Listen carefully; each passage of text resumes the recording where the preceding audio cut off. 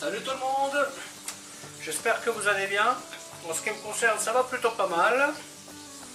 Alors comme d'habitude, on n'oublie pas de s'abonner, de mettre le petit pouce et éventuellement partager la chaîne, ça sera gentil de votre part. Alors aujourd'hui, je vais vous montrer une recette qui est classique, mais que je fais d'une façon pas classique, comme d'habitude. C'est une brandade de morue. Alors ce que je vais faire, si vous voulez, je vais y mettre des légumes. Donc là j'ai de l'échalote, de la courgette, du poivron, de la tomate que je vais faire revenir.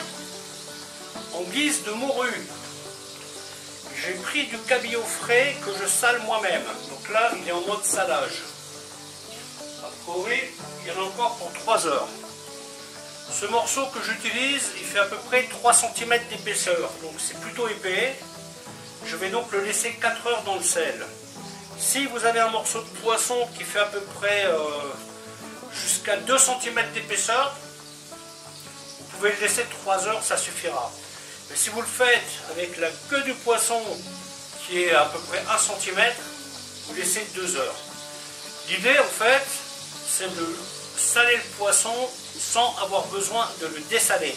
C'est pour ça qu'on calcule le temps de salage.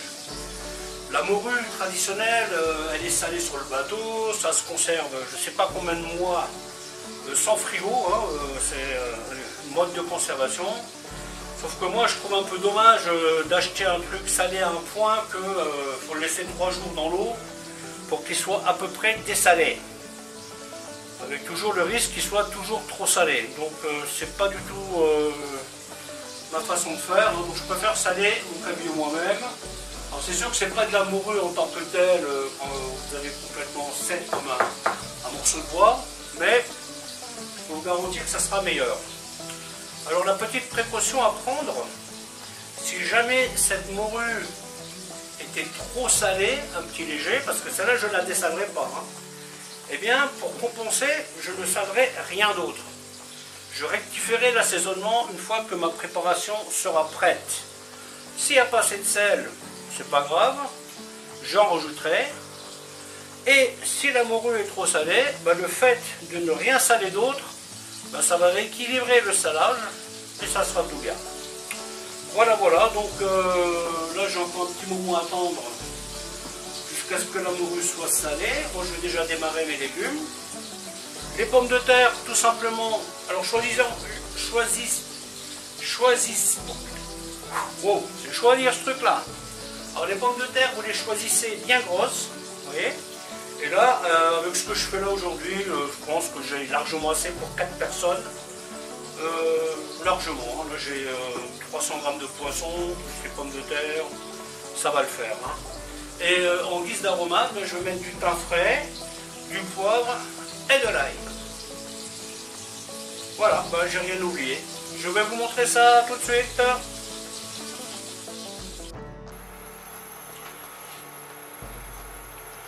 Donc à ce stade, les pommes de terre sont cuites. Tout simplement au four. Je les mets de côté.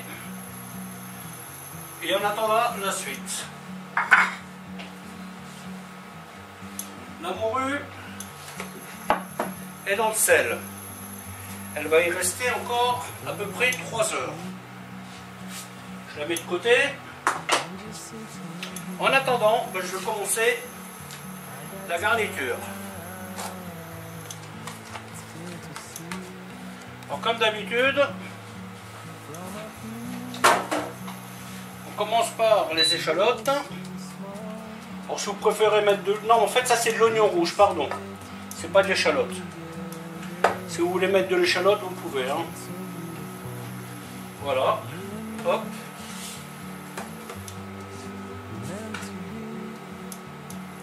Alors comme dit, là-dedans, je ne mets pas de sel. Le sel, je le mettrai plus tard, si besoin. Alors une fois que vous avez tout préparé, c'est assez rapide, hein. Si vous achetez de la morue salée, surtout, faites-la bien tremper dans de l'eau, changez l'eau. Parce que là, c'est salé de chez salé. Voilà. C'est pas salé à moitié ce truc, hein. En plus du thym, je vais y rajouter du basilic frais. Insistez bien sur l'oignon, car c'est l'élément qui prendra le plus de temps hein, au niveau de la cuisson. Voilà de la garniture, j'en ai beaucoup trop pour faire la morue, mais bon, comme j'ai une autre recette de prévu avec du poisson et à peu près la même garniture, là j'en ai profité, j'anticipe. Donc là, comme vous voyez, les oignons ils commencent à colorer. Hop, on y met le poivron. Alors comme d'habitude, hein, si certains des composants ne vous conviennent pas, eh bien vous ne les mettez pas. C'est somme toute assez logique. Hein. Les pommes de terre cuites au four sans rien. Pas de graisse, pas de sel. Voilà, une fois que le poivron a commencé à tomber, hop, on enchaîne avec la courgette.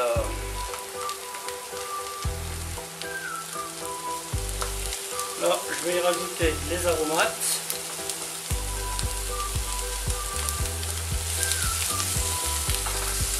Le thym, là, c'est du thym frais que j'ai mis au congélateur. J'ai bien méthané parce que je veux pas trop qu'il sèche en fait. Comme ça, il garde son parfum de fraîcheur.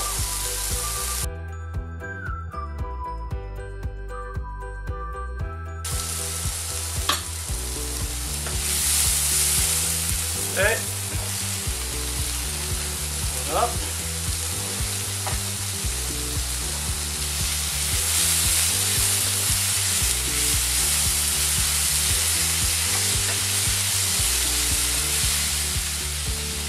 Donc là, ce que je vais faire, j'éteins, je couvre. Et là, avec la chaleur résiduelle, ça va étuver un petit peu. Car je n'ai pas envie que ce soit trop cuit, car cette chose-là va être recuite plus tard avec la morue qui, elle, est crue. Donc la morue, je vais la cuire là-dedans. Donc là, j'anticipe le fait que ça va recuire, et donc je vais le laisser bien ferme. Ok, à tout de suite. Voilà, donc ensuite, en attendant que ça se passe, on prend un plat qui va au four. On coupe les pommes de terre en deux. Et ensuite, on les évide délicatement. On essaye de ne pas traverser la peau.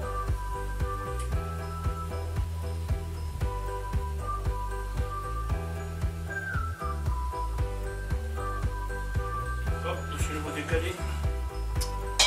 Comme d'hab. Dessus le bout décalé comme d'hab.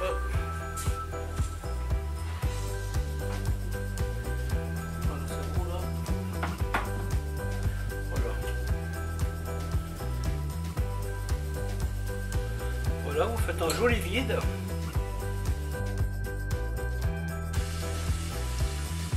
Après, c'est un petit trou, c'est pas grave non plus. Hein. L'idée, c'est que la pomme de terre soit à peu près entière, quoi, hein, qu'il n'y ait pas histoire de pouvoir y mettre la farce après. Hein. Donc, prenez des pommes de terre un peu fermes quand même, hein, parce que faut qu'elles se maintiennent un peu quand même. Hein.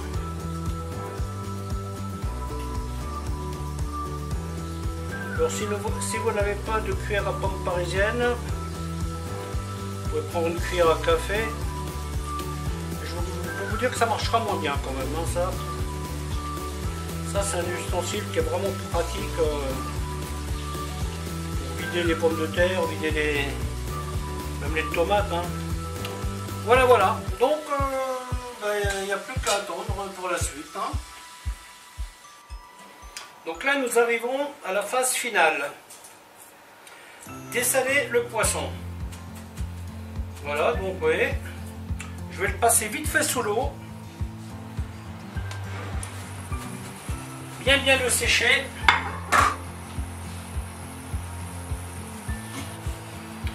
Je vais le couper.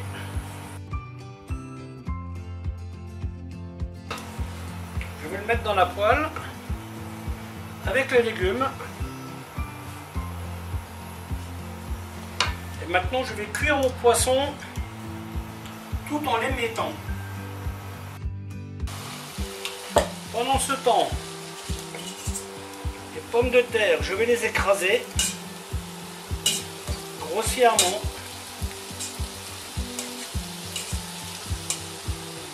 Là, j'ai allumé mon four.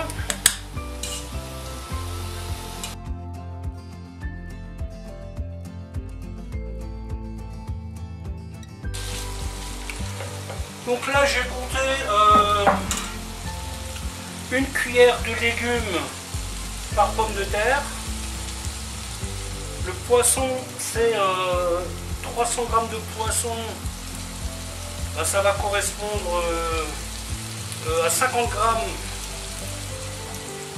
de poisson par pomme de terre. Et je vais rajouter ça. Vous voyez, donc normalement, je devrais avoir largement assez pour finir ce plat.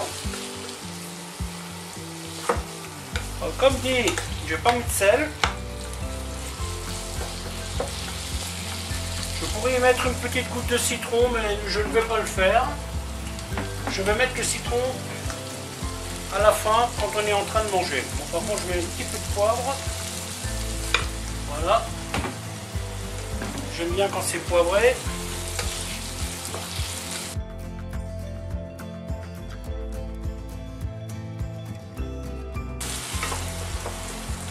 Course contre la montre avec ma batterie.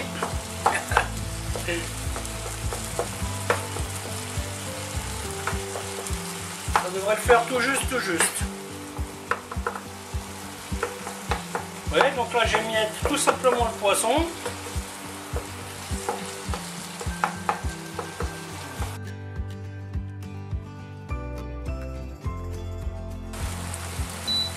On éteint. On met dans les pommes de terre.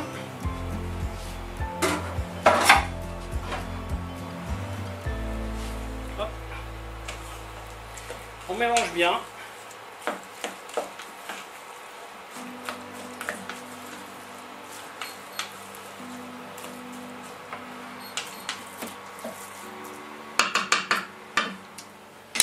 Ensuite,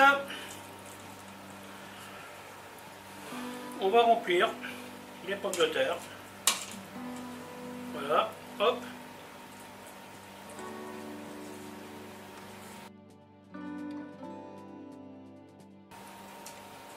Voilà, donc après on complète. Hein. Une fois qu'on les a toutes bien remplies,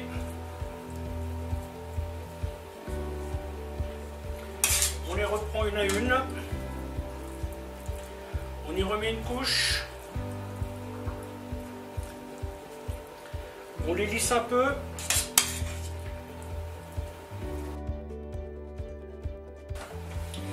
Ensuite,